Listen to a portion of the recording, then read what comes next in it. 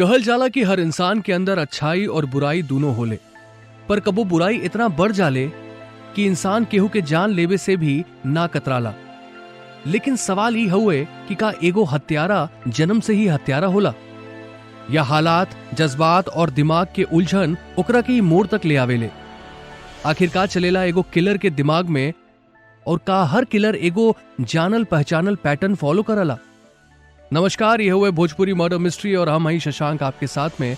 और आज के एपिसोड में हमनी के सिर्फ क्राइम केस के बारे में नहीं, बल्कि ओकर पीछे छुपल साइकोलॉजी और क्रिमिनल माइंडसेट के समझे के कोशिश करल जाई। और इस सब में हमनी के मदद करे खातिर हमनी के साथ आज मौजूद हुए doctor Rakesh Paswan ji, MBBS MD न्यूरोसाइकाइट्रिस्ट, जो दिमाग के गहराई में उतर के क्रिमिनल माइंड्स के डिकोड करेले। आवा उनसे जानल जाए क्राइम और क्रिमिनल के पीछे के साइंस, सिर्फ भोजपुरी मर्डर मिस्ट्री में। नमस्कार डॉक्टर साहब, कैसन हुआ? सर नमस्कार। टीवी, फिल्म और कई कहानियों में हमनी के अक्सर साइको किलर के बारे में देख ले हैं डॉक्टर साहब, और सुने के भी हमके कई चीज मिलल बा। का आप ये बात बता सकेला कि केहू साइको किलर कैसे बनला? का हमनी अपने आसपास के भीड़ में भी ऐसन लोगन के पहचान पाइब जा? कवनो ऐसन पर्सनालिटी ट्रेट, व्यक्तिगत लक्षण जवन ज्यादातर क्रिमिनल्स में सेम पावल जाला, एकरे बारे में कुछ बताई। देखें, जोन साइको किलर होती या सीरियल किलर होती, वो जो न है तीन बातें उनमें होती जो एक के वजह से वे साइको किलर बना थी। एक तो उनके सामाजिक विकास होती, यानी सोशल डेवलपमेंट होते है, जैसे बचपने से लेके और जवानी ताई जोन उनके साथ भा है, कौन नशा की है, कौने तरह के दोस्त हैं, कैसे उनके पारिवारिक संस्कार हैं, कौने तरह के विद्यालय में कौने बच्चन के बीच में पढ़ा है। एक के बाद कुछ जो न है बायोलॉजिकल यानी कि मान लिया शारीरिक कारण भी होती, जेका कहा थी कि जेनेटिक कारण होती, जैसे कोनो पर्सनैलिटी हो गए। और कई बार ऐसा होता है कि मनोवैज्ञानिक कारण होती, जैसे कि व्यक्ति के सोच में कोई विकृति आ जाती है। तो ये सब कारण व्यक्ति को सीरियल किलर बना देती। और जो सीरियल किलर होती उनका पहचानब कई बार तो बहुत आसान होते और कई बार बहुत कठिन होते। जैसे कठिन के बात करें तो कई बार सीरियल किलर समाज में एकदम सामान्य तरीका से रहा थी, और उनका जो न है सब काम जैसे हम लोग करी थी वैसे करा थी। तो जल्दी आप उनका देख के नहीं बता सकते कि ये सीरियल किलर होई या कौनो बहुत छिपा होई अपराधी होई। और कई बार ऐसा होता है कि कुछ सीरियल किलर के व्यवहार असामान्य होते हैं, लेकिन चूंकि हम जानित नहीं कि सीरियल किलर के व्यवहार कैसा होता है, ये बड़े पहचान नहीं पाई। जैसे वो समाज से कट के रहा थी, लोगन से बात नहीं करते। आप देखिए तो उनके वेशभूषा अलग तरीके के हुए, बाल बड़ा बड़ा रखे रही हैं, अजीब तरीके का फैशन कह रही हैं, इधर उधर बहुत टैटू बनवाए रही हैं। ठीक है, तो आप पहचान सकते हैं और नहीं पहचान सकते। अच्छा डॉक्टर साहब, एगो मानसिक रूप से बीमार क्रिमिनल से मिले से पहले आपके प्रोसीजर या तरीका का होला जवन आप फॉलो करेनी? का वो अपराधी हथकड़ी में होला? का आपके या ओकरा साथे सुरक्षा अधिकारी होले? देखें, जो मानसिक रोग से बीमार क्रिमिनल होती या सीरियल किलर या साइको किलर होती, हम लोग जब भी उनसे मिले जाई थी तो सुरक्षा के बहुत इंतजाम देख के जाई थी। काहे बरे कि ई लोग का सोचत थी और का करें एका क्यों बताए नहीं सकत। कई बार ऐसा होता है कि आप के ऊपर हमला कर दें, तो ऐसी स्थिति में इनके साथ बात करे के बरे हम लोग कई सुरक्षा कर्मियन का साथ में रखी थी। लेकिन हम लोग इनका बंधवाइत नहीं एह बरे कि अगर हम इनका बंधवाए देव तो अपने दिल के बात हमसे बताई ही ना। और कई बार हम लोग इनसे ऐसे बात करी थी कि इनके गुस्सा चढ़े, इनके अंदर के भावना बाहर निकल के आवे।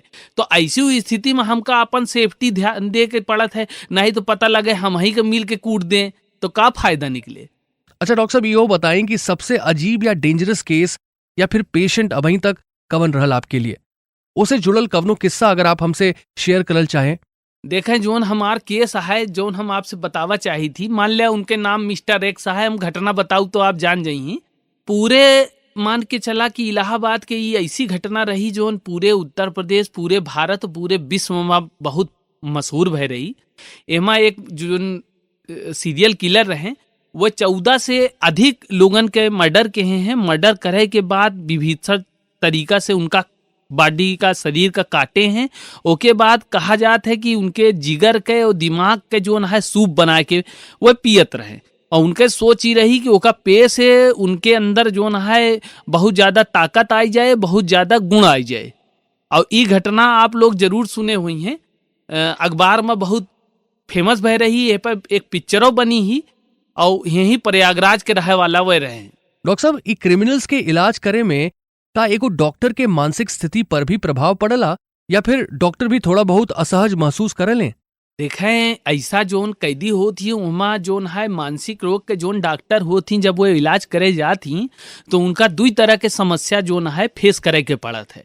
पहली समस्या ये है कि वो उनके बात जोन यह है इतनी विचित्र, इतनी अजीब होत है कि कई बार तो आपे के रूह कांप जाए, और कई बार आप देखें तो ऐसी बात वे बताई, लेकिन जो न है हमारे एक सौगंध होता है कि हम जो न है जोन भी चीज वे हमसे बताई हम केहू से बताऊब ना। अब हम फंस जाई थी मनोरोग के चिकित्सक हो के नाते कि अब हमसे कोनो बात बताएं, अब हम केहू से बताऊ नहीं सकित, लेकिन समाज के दृष्टिकोण से, लोगों के सुरक्षा के नज़र से ओका बताऊ भी जरूरी होते। तो हम लोग का करी थी कि अपने सौगंध के भी ध्यान रखी थी और उचित अथॉरिटी का बताई दी थी। एह बरे हम लोग का बहुत उलझन के सामना करे के पड़त है ऐसे मरीजन का देखे में। अच्छा डॉक्टर साहब, आपके अभी तक के करियर में का आप कवनो नाबालिग अपराधी के केस हैंडल कैले हैं? हमनी के दुनिया भर में कई ऐसन केस देखले हैं जा जेमे अपराधी के उम्र 13 साल से कम रहे, कुछ तो लगभग 6, 7 और 8 साल तक रहे। आपके का लगला डॉक्टर साहब कि एगो छोट बच्चा के क्रिमिनल कवन चीज बनावेले? देखा, आप एक केस और रहन प्रयागराज के बहुत मशहूर भरहन, और उ केस में एक बाल व्यभिचारी रहन, बाल अपराधी रहन। उ का कह रहन कि झांसी के रहे वाला रहन, वो अपनी माई के, माता जी के मार के टुकड़न टुकड़ा काट के बैगे में भर के आवा रहन मोक्ष देवावे प्रयागराज, और पुलिस वाले का पकड़ ले हैं, बैगे में भरे रहन अपनी माई का। और पूरा जो है झांसी से लई के ट्रेन से आवा पूरा प्रयागराज में पंडित ढूंढत रहन मोक्ष दे आवे के बरे। तो आप देखें तो ऐसा आजकल बच्चन क्राइम कर देता है जोन आप सोच नहीं सकते। और एहमा जोन चीज है ओहमा जोन चीज ऐसा अपराध का प्रेरित करते। एक घटना और यह है प्रयागराज में कि छोटी उम्र के 6, 7, 8 साल के बच्चा रहे, वह का करत रहे 10 साल 12 साल के 3-4 बच्चा वही लड़कन के साथ गंदा काम करत रहे और ओके वीडियो बनवत रहे और फिर दिखावत रहे सबका। तो उनका जो है सही गलत के फर्क नहीं समझ में आवत रहा। एक कारण यह है जो सामाजिक विघटन हमार भा है। पहले हमार लोग के मान लिया ज्वाइंट फैमिली होत रही, अपने घरे में बहुत सारे लोग रहत रहे। अगर कुछ याद हो आपका अपन बचपन, कुछ अपन लोग गलत काम कर लिया जाए, एक ठी सिगरेट पी लिया जाए तो घरे में केहू न केहू चाचा केहू न केहू दादा को पता लग जाता रहा कि अच्छा तू आज सिगरेट पियत रहा। अब आजकल क्या है कि माता पिता हैं, उनका काम करे का है अपन, कोई ऐसा आदमी नहीं है जो हमारे गलत व्यवहार पर नियंत्रण रख सके या देख सके कि बच्चन गोन है गलत व्यवहार सीखता है। तो ये चीज आज के जमाना में बहुत दोषी है। और साथ ही साथ एक चीज और है, चूंकि सोशल मीडिया के जमाना है, सोशल मीडिया में बहुत सारी गलत चीजें आजकल के बच्चा सीखता है। डॉक्टर साहब, हमनी के कई पुरान बॉलीवुड फिल्म्स में देखले हैं जा कि जवन अपराधियन के फांसी के सजा सुनावल जाला वो अक्सर उसे बचे खातिर पागलपन के नाटक करेला। का आपके एक्सपीरियंस में कवनो ऐसन केस आयल हुए जवना में एगो क्रिमिनल मानसिक बीमारी के नाटक करत होखे ताकि ओकर सजा कम हो सके? देखा, ऐसे तो केस बहुत आवत रहा थी। काहे बरे कि कानून में ये नियम है कि अगर कोनो मानसिक रूप से विक्षिप्त होई तो ओका छूट मिलत है। तो खाली फांसी में नहीं, अगर छोटा मोटा अपराधों के हैं तो बचे के बरे कई बार अपराधी ऐसा नाटक करे थी। तो हम लोग का करी थी ना कि हम लोगों का पहचान ली थी बहुत आराम से, हम लोगों के पास विधि होते ओका पहचाने के बरे। का बात बा डॉक्टर साहब, आपके कैसे पता चलला कि कवनो क्रिमिनल झूठ बोलत हुए कि नहीं? का झूठ पकड़े के कवनो साइकोलॉजिकल तरीका होला? बहुत आसान तरीका होता है, लेकिन आपो और हम दोनों लोग न चाहब कि जो न अपराधी हैं हमरे एक कार्यक्रम से सीख लें और जो न है बचे के नवा नवा तरीका सीखें। तो हम आधा बताऊ आधा न बताऊ। तो आधा जोन हम बतावे जाते ही वही है कि देखे जोन अपराधी है नाटक करता है, वो का करे कि वो नाटक करे कि डॉक्टर साहब आवा है हमका देखा था तो हम नाटक कर ले। तो हम ओका का करी थी, ओका भर्ती कर ले थी। जब भर्ती कर ले तो भर्ती करे के बाद अपराधी सोचे कि जब डॉक्टर साहब यहीं हमका देखब तो हम नाटक करब शुरू करब। तो हम वो समय ओके ऑब्जर्वेशन नहीं करित व्यवहार के। जब ओके साथ क्यों नहीं रहा, वो अकेले रहा थे, तो जब सामान्य व्यवहार करे लागे थे तब हम ओका देखी थी कि व्यवहार करता है कि नहीं करता है। एक साथ है जैसे मानसिक रोगी होती उनके नींद नहीं आवत, और जैसे अगर आप केहू अपराधी है, वो मानसिक रोगी नहीं है, तो वो खूब कस के सोए रात में, वो सोचे चला रात यह है सोआ कहाँ, डॉक्टर साहब देखता है। फिर ओके बाद खाना पीना के बात करा, अगर मानसिक रोगी है ओके भूख वूख नहीं लागत, और अगर मानसिक रोगी नहीं है तो वो भैया तीनों टाइम बढ़िया खाई हैं। तो इस तरह से हम उनके व्यवहार देख ले, हमका पता लग जाए। और कुछ ऐसी बातों हैं जैसे हिप्नोसिस हो गए, हम कई ले तो पता लग जाए हमका कि ये मतलब जो ना है झूठ बोलता है मानसिक रोगी यहाँ है कि नहीं है। डॉक्टर साहब का साइको किलर्स के क्राइम करे के बाद गिल्टी फील होला, ये हम जानल चाहता नहीं। का उ लोगन के लाइफ में भी एगो और चांस मिले के चाहिए? देखा ये सवाल के जवाब भैया ये है कि अगर हमका कहा जाए कि आप अपन आंख खुदे देखा तो हम लोग देख नहीं सकित, काहे बरे कि आंख से आंख का नहीं देखा जा सकत। ऐसे न अपना व्यवहार हर आदमी के सही लागत है, और साइको किलर जौन भी व्यवहार करत है उनके नजर में वो व्यवहार सही होत है, तो कभी भी उनका गिल्टी नहीं होत कि वो एक पश्चाताप करे कि जोन हम कहे है वो गलत कहे है। और दूसरा बात यह है कि अगर साइको किलर कोनो अपराध बड़ा किए हैं और हुआ के कानून के हिसाब से उनका जोन सजा मिले की चाहिए, कि फांसी मिले की चाहिए, कि उम्र कैद मिले की चाहिए, कि जितना साल के सजा मिले की चाहिए उतना साल के सजा मिले के बाद निश्चित रूप से उनका समाज में शामिल होए के पूरा अधिकार है। लेकिन आपका और सरकार का और हमका सबका ये ध्यान देके चाहिए कि उनका जो ना है समाज मत ऐसे रखे का है कि समाज उनसे सुरक्षित रहे। जैसे विदेशन में का होता है कि ऐसे अपराधियन के रजिस्टर होते हैं, और ऐसे अपराधियन का एक ऐसा जीपीएस सिस्टम लगाए देती अपराधी के कि जहां अपराधी जाए ओके पूरा रिकॉर्ड रखा थी। तो अपराधी जोन सीरियल किलर या जोन भी अपराधी ऐसा बार बार अपराध करे की प्रवृत्ति होती जेके, तो ओके ऊपर पूरा मॉनिटरिंग रखा थी कि कौनो अपराध छूटे के बाद न कर पावे। तो ऐसी दशा में तो ओका जरूर दोबारा मौका मिले के चाहिए, लेकिन समाज का अगर खतरा है तो फिर ओका देखे के पड़े। अच्छा डॉक्टर साहब, आजकल के फिल्म और क्राइम वेब सीरीज जैसे एनिमल, पुष्पा, मिर्जापुर का ये सब सोसाइटी में क्राइम के बढ़ावा दे लें, ये बारे में कुछ बताएं। देखा साहब, पहले के जमाना में जोन मूवी रही ओहू में हिंसा रही, आज के जमाना में जोन मूवी है वो में थोड़ा हिंसा बढ़ गया है।